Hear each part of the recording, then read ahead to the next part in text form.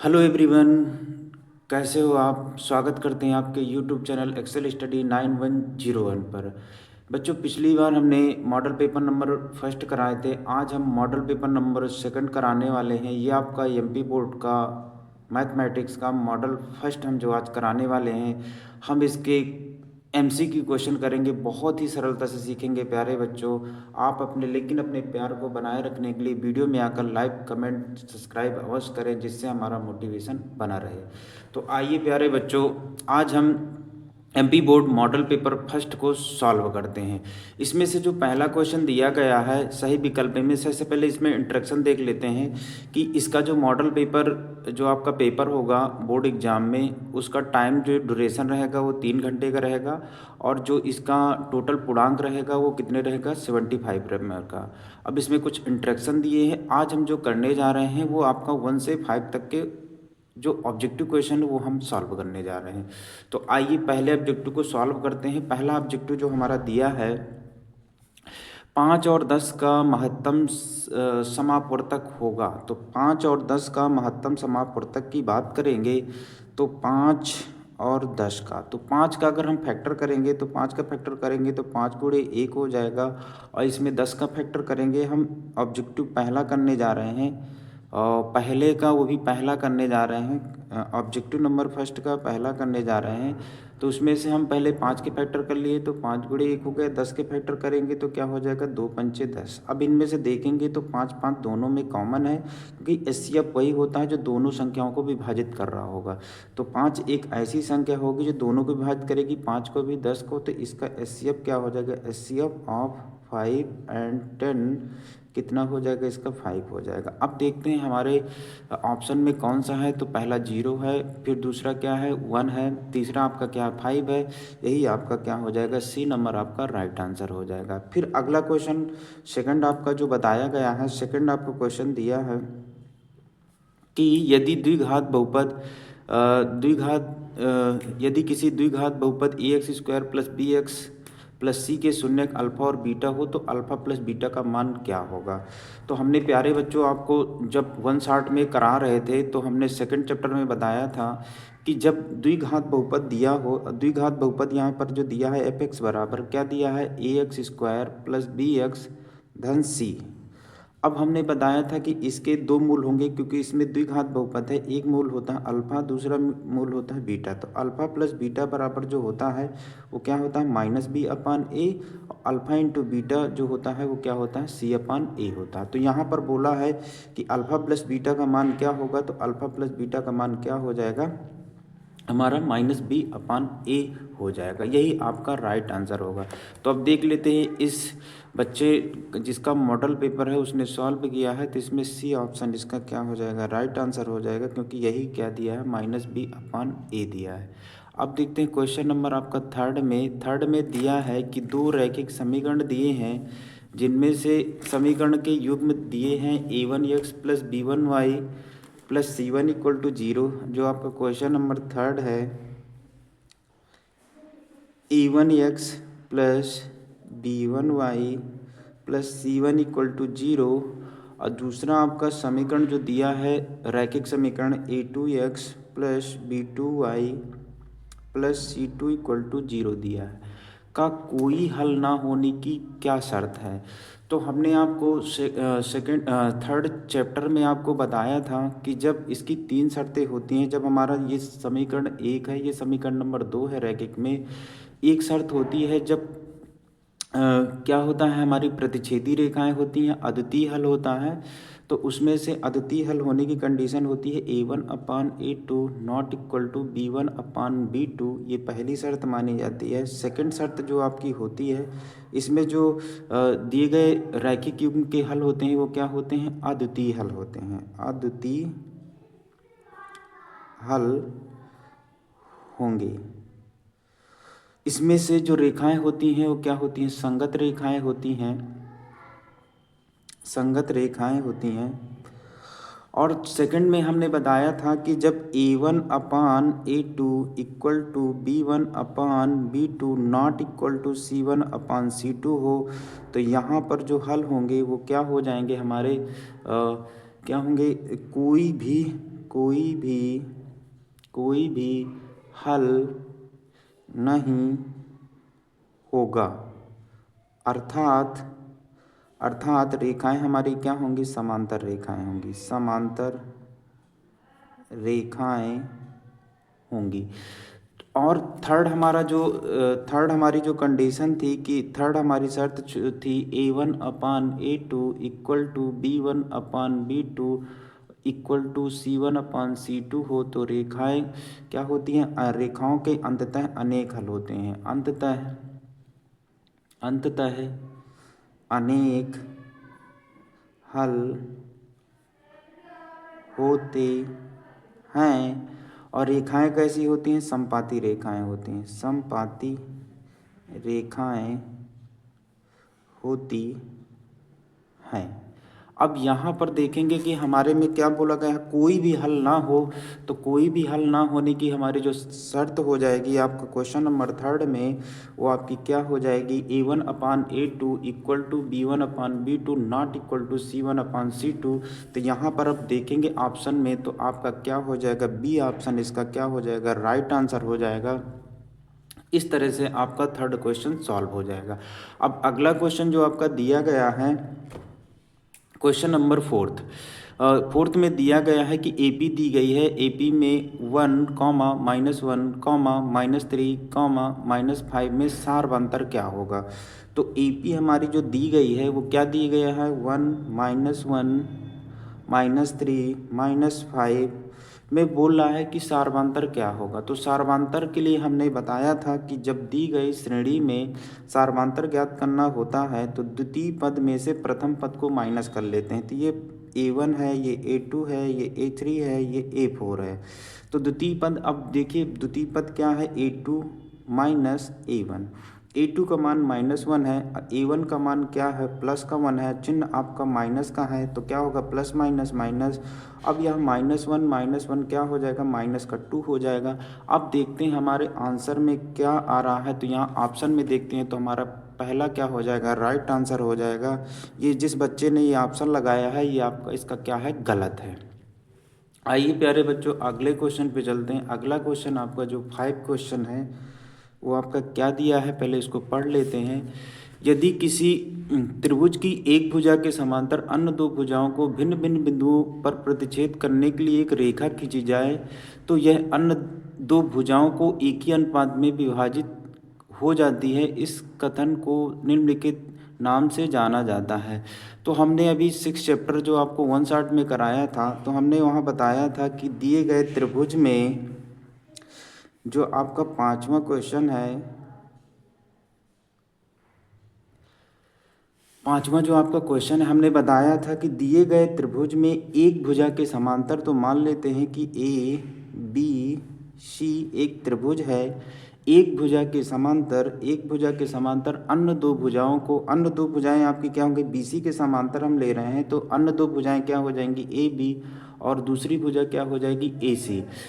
अन्य दो भुजाओं को भिन्न भिन्न बिंदुओं पर प्रतिच्छेद करने के लिए एक रेखा खींची जाए, तो मान लीजिए AB को D बिंदु पर प्रतिच्छेद कर रही है और AC को E बिंदु पर प्रतिच्छेद कर रही है, और इस जो प्रतिच्छेद करने वाले बिंदु को अगर हम मिला दें तो ये क्या हो जाएगा, DE रेखा हो जाएगी। तो हमने बताया था कि किसी भी त्रिभुज में एक भुजा के समांतर अन्य दो भुजाओं को भिन्न भिन्न बिंदु आपके कौन से हो जाएंगे, D और E, और AB पर D बिंदु है, AC पर क्या है, E बिंदु है, को मिलाने वाली एक रेखा खींची जाए तो क्या करती है, अन्य दो भुजाओं को एक ही अनुपात में विभक्त करती है। अर्थात AD/DB का जो मान होगा या अनुपात होगा वो AE/EC के अनुपात के क्या हो जाएगा, बराबर हो जाएगा। यही आपका थेल्स प्रमेय का कथन है। और थेल्स प्रमेय को क्या कहते हैं, आधारभूत का प्रमेय भी कहते हैं या BPT थ्योरम भी बोलते हैं। तो इसमें पहले दिया आधारभूत आनुपातिकता प्रमेय, पाइथागोरस प्रमेय हो ही नहीं सकता, इसी को BPT थ्योरम बोलते हैं, BPT थ्योरम, या इसको दूसरी भाषा में बोला जाए तो इसको थेल्स प्रमेय भी कहते हैं। तो इसका पहला जो आंसर हो जाएगा वो राइट आंसर हो जाएगा। आइए प्यारे बच्चों अगले क्वेश्चन पे चलते हैं। अगला जो आपका क्वेश्चन है कि अगला क्वेश्चन जो आपका दिया है वो क्या दिया है, बिंदुओं आपका क्वेश्चन नंबर ये आपका 5th था, अब आपको 6 में जाना है। तो 6 आपका जो क्वेश्चन है वो क्या दिया है कि बिंदुओं एक के बिंदु जो दिए गए हैं, क्वेश्चन नंबर आपका 6 है।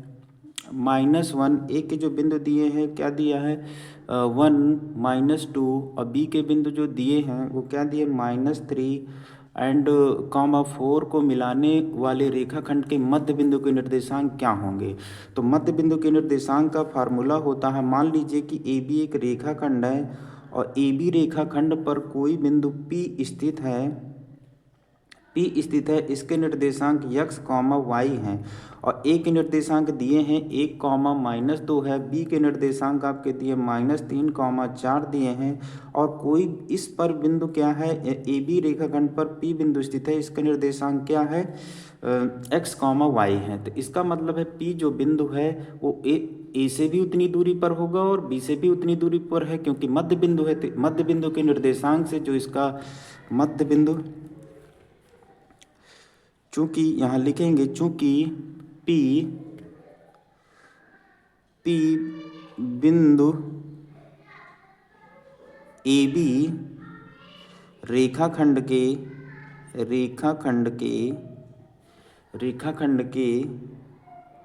मध्य बिंदु पर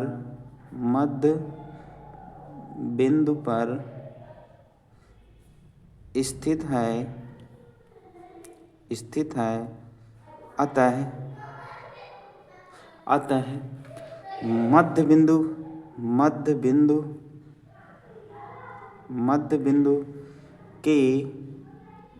मध्य बिंदु के निर्देशांक सूत्र से क्या हो जाएगा, मध्य बिंदु के निर्देशांक का जो फार्मूला होता है वो P x, y equal to जो होता है वो x1 + x2/2 into y1 + y2/2, यानी कि x के निर्देशांकों को जोड़ करके आधा कर देंगे, y के निर्देशांकों को जोड़ करके आधा कर देंगे। तो यहाँ देखेंगे तो x1 का मान आपका क्या है, ये x1 है, ये y1 है, x2 है, ये क्या है y2 है। x1 का मान आपका क्या दिया है, x1 का मान आपका दिया है 1 दिया है और x2 का मान आपका -3/2 हो जाएगा। y1 का मान आपका -2 है और y2 का मान आपका क्या है +4 दिया है, अपान क्या हो जाएगा 2 हो जाएगा। अगर हम इसको सिंप्लीफाई करेंगे तो आपको क्या देखने को मिलेगा, -3 में से -1 प्लस का 1 जाएगा तो क्या हो जाएगा आपका -2/2 और 4 में से प्लस के 4 में से -2 जाएगा तो +2/2 हो जाएगा। अब इसमें काटेंगे तो 2 से कट जाएगा तो -1 होगा, 2 से 2 कट जाएगा तो एक बार में +1 हो जाएगा। तो P के जो हमारा मध्य बिंदु था इसके निर्देशांक क्या हो जाएंगे, -1 और +1 हो जाएंगे। अब देखते हैं जिस ऑप्शन में आपका -1 और +1 होगा वही आपका क्या हो जाएगा, राइट आंसर हो जाएगा। तो इसमें पहले से ही देखिए इसमें लगा था, जिस बच्चे ने लगाया है तो इसका क्या है, पहला ऑप्शन हो जाएगा, राइट आंसर होगा, -1 और +1 हो जाएगा। आइए प्यारे बच्चों अगले क्वेश्चन पर चलते हैं। अगला जो आपका क्वेश्चन दिया है सेकंड, रिक्त स्थान को भरिए, क्योंकि इनका जो पैटर्न रहता है तो पहले में ऑब्जेक्टिव क्वेश्चन होते हैं, दूसरे में रिक्त स्थान होते हैं, फिर तीसरे में आपके सही जोड़ी, फिर सही गलत होते हैं, फिर इसमें एक वाक्य में क्वेश्चन होते हैं। तो आइए प्यारे बच्चों पहला रिक्त स्थान का पहला सवाल देखते हैं। पहला जो आपका दिया है वो 3√2 एक ऐसी संख्या है, तो ये क्या हो जाएगी प्यारे बच्चों, हम जानते हैं कि जब एक क्या हो परिमेय हो और दूसरी क्या हो अपरिमेय हो तो इनका गुणनफल हमेशा क्या होता है, अपरिमेय संख्या होता है। तो ये कौन सी संख्या मानी जाएगी, अपरिमेय संख्या मानी जाएगी। अगला क्वेश्चन जो आपका दिया है कि यदि Px एक द्विघात बहुपद है तो Px बहुपद है तो Px बराबर अगर 0 हो जाए तो क्या कौन सा समीकरण माना जाएगा। तो प्यारे बच्चों आप जानते हो रिक्त स्थान में हम दूसरे क्वेश्चन की बात कर रहे हैं, पहला क्वेश्चन हमने कर लिया है, सेकंड क्वेश्चन की बात कर रहे हैं। तो इसमें अगर बहुपद हमारा क्या होगा, Px कोई दिया है, अगर Px हमारा क्या दिया है, मान लीजिए ax² + bx धन c के रूप में दिया है। अगर P का मान 0 हो गया, Px का मान 0 हो जाएगा तो प्यारे बच्चों ये क्या हो जाएगा, द्विघात समीकरण बन जाएगा। जो जिसको क्या कहते हैं, वर्ग समीकरण या द्विघात आपका समीकरण बन जाएगा। तो यहाँ जो आपका आंसर हो जाएगा वो वर्ग समीकरण, या आप कहना चाहो तो आपका क्या हो जाएगा, द्विघात समीकरण बन जाएगा। तो आई होप बच्चों ये आपको क्वेश्चन समझ में आया होगा। आइए अगले क्वेश्चन पे चलते हैं। यदि द्विघात समीकरण के मूल यदि वास्तविक और समान होते हैं तो विविक्तकर का मान क्या होता है। तो हमने इसके लिए थर्ड क्वेश्चन में देखते हैं प्यारे बच्चों। हमने इसमें दूसरे का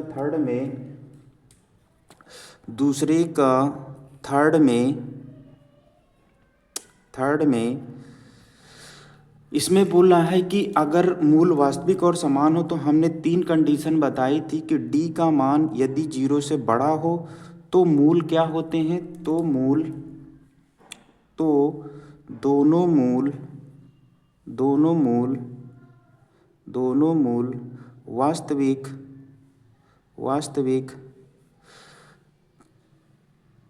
परिमेय एवं असमान होते हैं।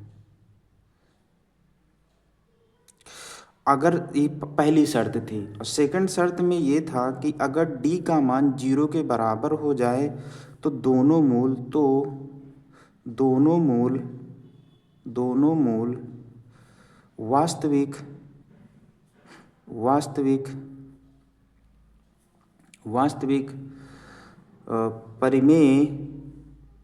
वास्तविक परिमेय एवं क्या हो जाएगा, समान हो जाएंगे। इसमें से एक था हमारा क्या हो जाएगा, जब d का मान, अब तीसरा हमने जो बताया था थर्ड में कि यदि d का मान 0 से छोटा हो जाए, तो दोनों मूल काल्पनिक, वास्तविक नहीं होगा क्योंकि माइनस चिन्ह आ जाएगा, काल्पनिक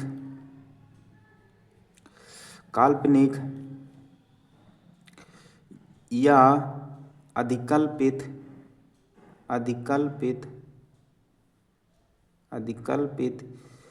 या फिर कोई भी हल नहीं होगा, ये हो जाएगा।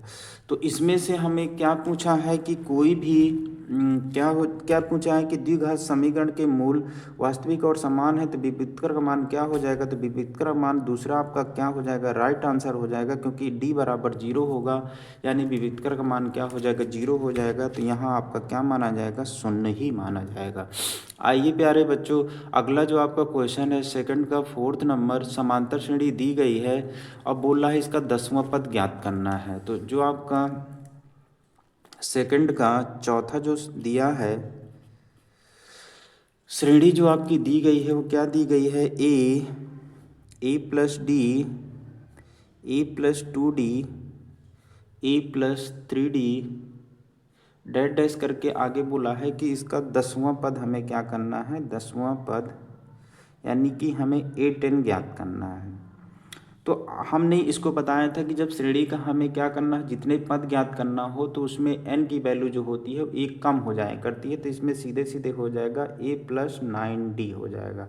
अगर आप रखना चाहो तो an वाले फार्मूले में रख सकते हो, a plus n minus 1 into क्या होता है, d होता है। तो यहाँ रखेंगे तो प्रथम पद a है, n का मान 10 माइनस 1 इंटू क्या हो जाएगा, d हो जाएगा। तो a प्लस 10 में से 1 जाएगा तो कितना हो जाएगा, 9d हो जाएगा। अर्थात 10वां पद जो हो जाएगा वो कितना हो जाएगा, a प्लस 9d हो जाएगा। यही आपका क्या हो जाएगा, राइट आंसर हो जाएगा। तो यहाँ हम लिख देंगे कि क्या हो जाएगा, a प्लस 9d हो जाएगा। अब आते हैं कि अगला क्वेश्चन, वे आकृतियाँ जिनके आकार समान होते हैं परंतु माप समान होना आवश्यक नहीं होते हैं, तो वो क्या कहलाते हैं, समरूप आकृतियाँ कहलाती हैं, समरूप आकृतियाँ कहलाती हैं। तो यहाँ पर हमने बताया था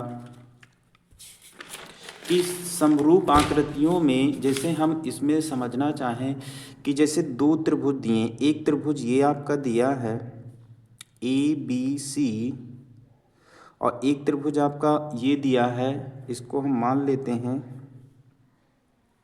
एक त्रिभुज आपका ये दिया है, ये क्या है, पी क्यू आर दिया है।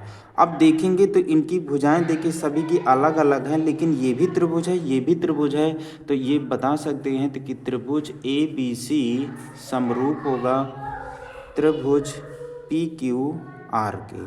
लेकिन सर्वांगसम नहीं होगा, क्योंकि सर्वांगसम होने के लिए जो शर्त होती है कि हमारी जो संगत भुजाएं होनी चाहिए वो भी बराबर होनी चाहिए, और समरूप के लिए क्या होता है कि समरूप के लिए कंडीशन जो होती है वो संगत कोण बराबर हों और संगत भुजाएं समानुपाती हों।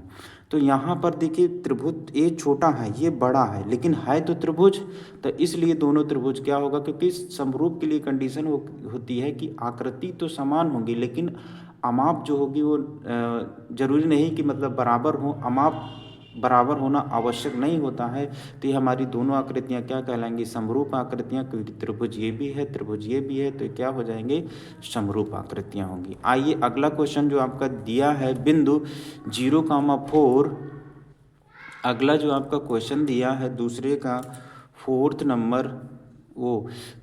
फिफ्थ नंबर दिया है कि 0,4 किस अक्ष पर स्थित होगा। तो अब यहाँ पर हम डायग्राम से अगर देखना चाहें तो इसमें अगर देखेंगे तो हमारा पॉइंट x का 0 है, y का 4 है।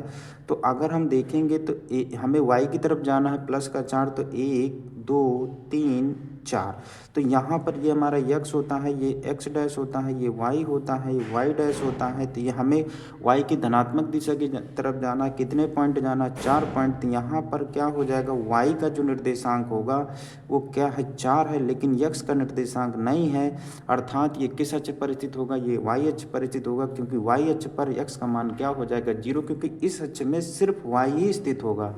तो यहाँ पर क्या हो जाएगा, किस अक्ष में स्थित होगा, y अक्ष में। तो यहाँ पर जो आंसर हो जाएगा वो क्या हो जाएगा, y अक्ष हो जाएगा। तो इस तरह से अगर आप करोगे तो आपको क्वेश्चन गलत भी नहीं होगा, आसानी से आप जवाब भी दे दोगे। तो इसकी जो हमें यहाँ पर बोला था कि 0,4 किस अक्ष में स्थित होगा, तो क्या होगा, y अक्ष में। अगर यहीं पर बोल दिया होता कि 4,0 किस अक्ष में स्थित होगा, तो ये x अक्ष में स्थित होगा, क्योंकि x अक्ष में क्या होगा कि x के हमें धनात्मक दिशा की ओर जाना, 1 2 3 4। अब यहाँ पर x का 4 दिया, y का तो दिया नहीं है, तो क्या हो जाएगा x अक्ष में, क्योंकि x अक्ष में y का निर्देशांक क्या हो जाएगा, 0 हो जाएगा। तो आई होप प्यारे बच्चों ये क्वेश्चन आपको आसानी से समझ में आया होगा। आइए हम अगले क्वेश्चन पर चलते हैं। अगला जो आपका थर्ड क्वेश्चन है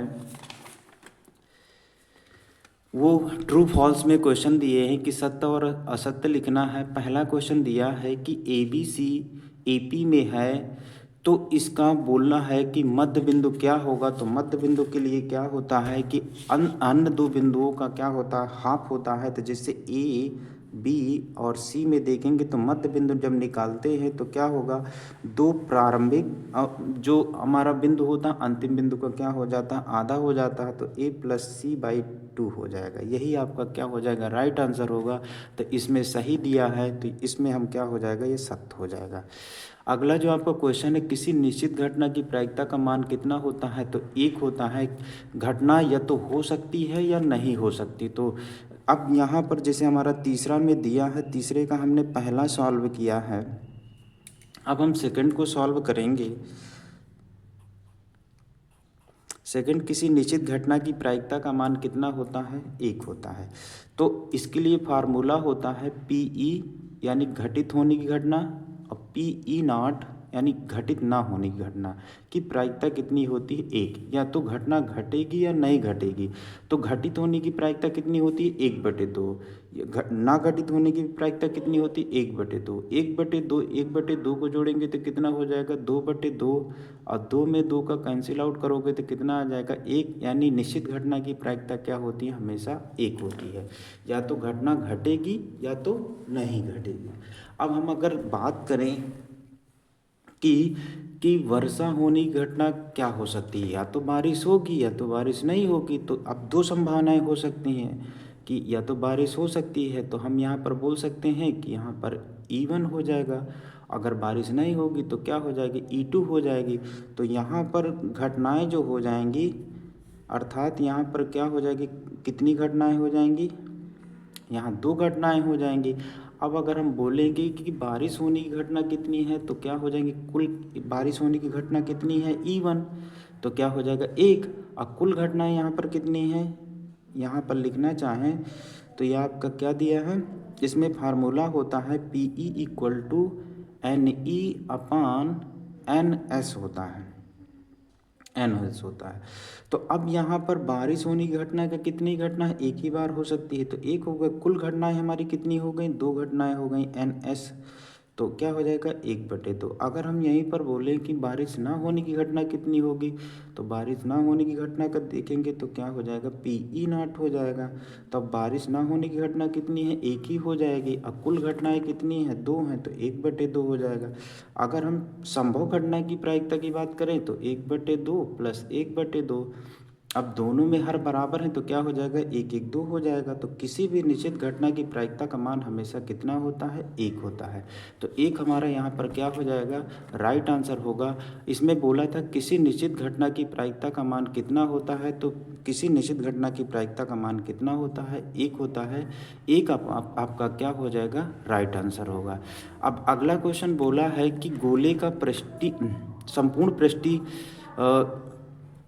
पाई आर स्क्वायर होता है तो आर गोले की त्रिज्या है, जबकि ये सरासर गलत है, क्योंकि गोले का, ये आपका थर्ड का तीसरा जो क्वेश्चन है कि बोला है कि गोले का पृष्ठ संपूर्ण पृष्ठ। अब गोले का संपूर्ण पृष्ठ जो होता है, टोटल सरफेस एरिया गोले का TSA टोटल सरफेस एरिया जो होता है वो क्या होता है, 4 पाई आर स्क्वायर होता है। अब जबकि यहाँ पर बोला है पाई आर स्क्वायर आर गोले की त्रिज्या है, तो ये गलत होगा, तो ये आपका क्या हो जाएगा, गलत आंसर हो जाएगा। आइए अगले क्वेश्चन पर चलते हैं कि किसी वृत्त की अनंत स्पर्श रेखाएं हो सकती हैं। ये तो सही है, क्योंकि वृत्त में हमने आपको अभी आगे 1 शॉट में जब चलेगा तो वहाँ आपको बताएंगे। तो वृत्त में एक बिंदु पर, एक बिंदु से सिर्फ और सिर्फ एक ही स्पर्श रेखा खींची जा सकती है, लेकिन पूरे वृत्त में अगर देखेंगे तो अनंत स्पर्श रेखाएं खींची जा सकती हैं। और जबकि यहाँ पर बोला भी है कि क्या है कि किसी वृत्त की अनंत स्पर्श रेखाएं हो सकती हैं, बिल्कुल राइट आंसर इसका है। तो ये आपका क्या हो जाएगा, राइट आंसर होगा। यदि किसी घटना की प्रायिकता क्या होती है, 0 से ज़्यादा होती है, हमेशा 1 या 1, इसमें प्रायिकता का जो मान होता है, जो प्रोबेबिलिटी होती है, हमेशा 0 से क्या होती है, 0 के बराबर हो सकती है या उससे बड़ी होगी, और हमेशा 1 के बराबर या क्या होगा, 1 से छोटी होगी, छोटी होगी।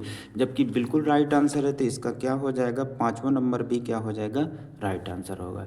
क्षैतिज तल से ऊपर की ओर देखने पर दृष्टि रेखा क्षैतिज रेखा के साथ अवनमन कोण बनता है। जब भी ऊपर से ऊपर की ओर देखते हैं, देखिए अगर हम यहाँ पर समझना चाहें तो जैसे मान लीजिए प्रेक्षक है, क्वेश्चन नंबर आपका कौन सा है, 5th नंबर है। 5th नंबर में तो प्रेक्षक की ये आँख है। अब यहाँ पर बैठा व्यक्ति है, जब यहाँ पर बैठा व्यक्ति है और वस्तु हमारी ऊपर की तरफ होती है, तो यहाँ से व्यक्ति जब ऊपर की तरफ देखेगा तो प्रेक्षक और क्षैतिज तल, ये आपकी क्या है, दृष्टि रेखा होती है, दृष्टि रेखा है, और ये क्या है, आपकी क्षैतिज रेखा है। तो जब व्यक्ति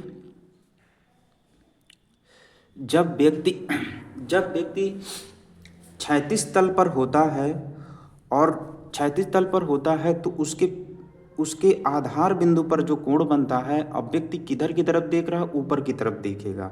दृष्टि रेखा ऊपर की तरफ है और क्षैतिज रेखा क्या है आपकी, ये मान लेते हैं ये A है, ये B है, ये क्या है, C है। तो BC आपकी क्षैतिज रेखा है और AC आपकी क्या है, दृष्टि रेखा है।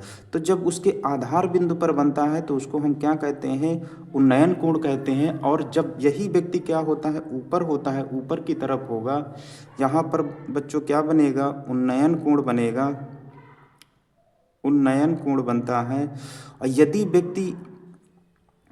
व्यक्ति क्या होता है, ऊपर हो, यदि व्यक्ति क्या हो, यहाँ पर हो, ऊपर हो, और क्या हो, दृष्टि रेखा तो आपकी यही होगी, दृष्टि रेखा यही होगी। जब ऊपर से व्यक्ति जब नीचे की तरफ देखता है तो वहाँ पर आधार बिंदु पर जो कोण बनता है यहाँ पर आपका जब बनेगा तो ये क्या हो जाएगा, अवनमन कोण बनेगा। और इसमें क्या होता है, दृष्टि रेखा पर ही बनता है, लेकिन इसमें क्या होगा कि दृष्टि रेखा जब व्यक्ति ऊपर होता है, इसमें क्या होता है, नीचे होता है। तो जब व्यक्ति ऊपर से देख रहा होगा तो दृष्टि रेखा और क्षैतिज तल पर बना कोण क्या होगा, अवनमन कोण होगा। और जब व्यक्ति नीचे की तरफ होगा और ऊपर की तरफ देख रहा होगा तो उसके क्या होगा, क्षैतिज तल पर जो बना कोण क्या होगा, उन्नयन कोण होगा। और जबकि यहाँ पर बोला है कि अवनमन कोण होगा तो ये क्या होगा, क्षैतिज तल से ऊपर की तरफ देख रहा है। तो ऊपर की तरफ जब देख रहा है तो क्या हो जाएगा, ऑलरेडी उन्नयन कोण होगा। अभी हमने बताया कि जब दृष्टि रेखा और क्षैतिज रेखा और व्यक्ति जब नीचे से ऊपर की तरफ देखता है तो कौन सा कोण बनता है, उन्नयन कोण। जब व्यक्ति ऊपर होता है नीचे की तरफ देखेगा तो क्या होगा, अवनमन कोण होगा। तो ये आपका क्या हो जाएगा, गलत हो जाएगा। आइए प्यारे बच्चों अगले क्वेश्चन पे चलते हैं। अगला जो आपके क्वेश्चन है, सही जोड़ी बनाइए। अब सही जोड़ी में क्या दिया गया है, यहाँ पर जो दिया है कि यहाँ पर सही जोड़ी मिलाइए तो क्या है, sec square theta minus one. अब यहाँ पर अगर देखेंगे तो sec square theta minus one आपने फर्स्ट सेकंड सर्व संख्या पढ़ी होगी, 1 प्लस tan स्क्वायर थीटा बराबर क्या होता है, सेक स्क्वायर थीटा। जबकि हमसे यहाँ पर पूछा है तो हम इसको पक्षांतर कर देंगे एक को, तो क्या हो जाएगा, tan स्क्वायर थीटा बराबर जो हो जाएगा sec square theta minus one. अब जहाँ पर sec square theta minus one की वैल्यू हमारी क्या होनी चाहिए, tan स्क्वायर थीटा, और जहाँ पर tan स्क्वायर थीटा होगा वही आपका क्या हो जाएगा, आंसर होगा। तो पहले का आपका क्या हो जाएगा, पहले का आपका क्या हो जाएगा, छठवां हो जाएगा। फिर कॉट थीटा, अब कॉट थीटा किसका उल्टा होता है, टैन का होता है। तो यहाँ पर अगर हम देखना चाहें कि कॉट जो होता है, कॉट थीटा हमेशा टैन थीटा का उल्टा होता है, और टैन थीटा जो होता है, टैन थीटा जो आपका होता है वो कॉट का उल्टा हो जाता है, क्योंकि एक दूसरे के विपरीत होते हैं। तो यहाँ पर पूछा है कि कॉट थीटा का क्या होगा, तो यहाँ पर कॉट थीटा 1/tan, देखिए कहाँ पर है, 1/tan आपका ए नंबर पर है। तो यही आपका क्या हो जाएगा, राइट आंसर होगा। अब हम देखते हैं कि इसमें पहली सर्व संख्या के बारे में पूछा कि 1 माइनस साइन स्क्वायर, और sine square theta plus cos square theta बराबर कितना होता है, 1 होता है। और हमसे पूछा है कि 1 माइनस साइन स्क्वायर क्या होगा, तो कॉस स्क्वायर थीटा बराबर क्या हो जाएगा, 1 माइनस साइन स्क्वायर थीटा। तो 1 माइनस साइन स्क्वायर की जगह हम क्या ले सकते हैं, कॉस स्क्वायर। तो क्या हो जाएगा, कॉस स्क्वायर इसका राइट आंसर हो जाएगा। तो कॉस स्क्वायर जहाँ पर होगा वही उसका क्या हो जाएगा, आंसर होगा। अर्धवृत्त का क्षेत्रफल कितना होता है, तो वृत्त का क्षेत्रफल आप जानते हो क्या होता है, पाई आर स्क्वायर होता है। चौथे नंबर में जो आप चौथे नंबर में आपका पूछ रहा है कि वृत्त का क्षेत्रफल आप जानते हो पाई आर स्क्वायर होता है, इसी में हाफ कर दोगे तो क्या हो जाएगा, अर्धवृत्त का क्षेत्रफल हो जाएगा। तो अर्धवृत्त का क्षेत्रफल कितना होगा, 1/2 पाई आर स्क्वायर हो जाएगा। वृत्त की परिधि का आप तो जानते हो क्या होता है, 2 पाई आर। तो 2 पाई आर जहाँ पर होगा वही आपका राइट आंसर होगा। मूल बिंदु के निर्देशांक हमेशा क्या होते हैं, 0 0। जहाँ पर दोनों रेखाएं मिल जाती हैं वही क्या होते हैं, मूल बिंदु होते हैं। जैसे हम समझना चाहें, एक रेखा आपकी क्या है, क्षैतिज रेखा, इसका नाम देते हैं एक्स एंड एक्स डैश, और दूसरी रेखा आपकी ऊर्ध्वाधर रेखा है, ये है वाई एंड वाई डैश। और जहाँ पर दोनों रेखाएं मिल जाती हैं उसको मान लेते हैं ओ है। तो इसके अब यहाँ पर क्या होगा, ना यक्स का बिंदु होगा ना वाई का होगा, तो इसका निर्देशांक क्या हो जाएगा, 0 0 होगा। तो मूल बिंदु के निर्देशांक हमेशा क्या होते हैं, 0 0 होंगे। तो यही आपका क्या हो जाएगा प्यारे बच्चों, राइट आंसर होगा बी ऑप्शन। तो ये हो जाएगा। तो आई होप बच्चों ये क्वेश्चन आपको बहुत ही आसानी से, जितने हमने ऑब्जेक्टिव क्वेश्चन कराए बहुत ही आसानी से आप सीख गए होंगे